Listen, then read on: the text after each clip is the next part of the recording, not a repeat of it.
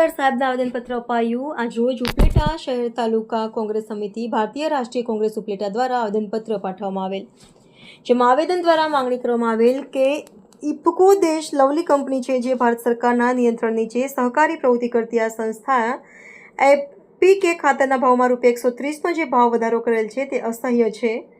ભારતનો ખેડૂત ભારતના વિકાસનો આધાર છે, તેને દર વર્ષે ખેતરના ભાવનો તે વધારો કરી આશરે મારવામાં આવે છે। તેથી ખેડૂત ખેતી અને દેશને બચાવવા માટે આ ભાવ વધારો પાછો ખેંચવો જરૂરી હોય।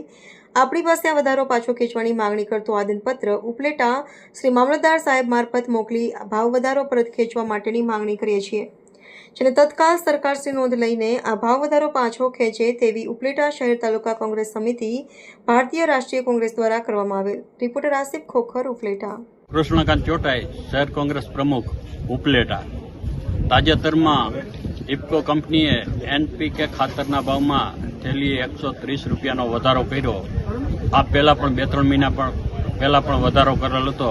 આ રીતે એક જ વર્ષમાં 2 વખત ભાવ વધારો કરીને થેલીએ ₹200-250નો જે ભાવ વધારો કરેલ છે તે ખેડૂત માટે અસહ્ય હોય અને અમારી પાસે અસંખ્ય ફરિયાદો આવતા આજે અમે શહેર કોંગ્રેસને તાલુકા કોંગ્રેસની આગેવાની નીચે મામલતદારને આવેદનપત્ર આપી અને આ ભાવ વધારો પરત ખેંચવાની માંગણી કરે છે।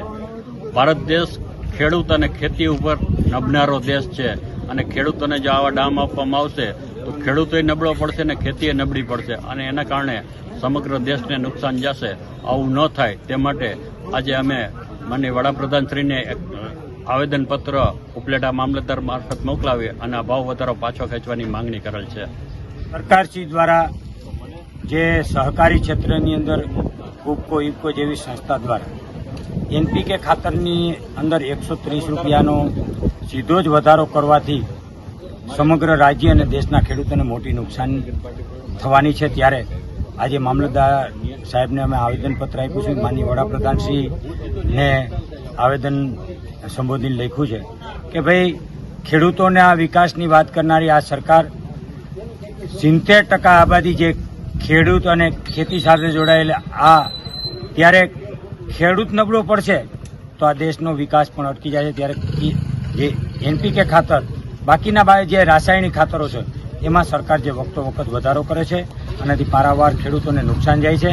આ નુકસાનીને ભરવા માટે, આ નુકસાનીને પહોંચવા માટે સરકારે આમાં સબસિડી આપવી જોઈએ અને આ ભાવ વધારો પાછો ખેંચવો જોઈએ એવી અમારી સૌ કોંગ્રેસ પાર્ટી દ્વારા, શહેર કોંગ્રેસ અને તાલુકા કોંગ્રેસ દ્વારા આજે અમે આવેદનપત્ર આપ્યું છે અને આ અમારી માગણી છે અને ઝડપથી આ ભાવ વધારો ખેંચે એવી સત્વરે સરકારને અમે આવેદન દ્વારા જાણ કરીએ છીએ।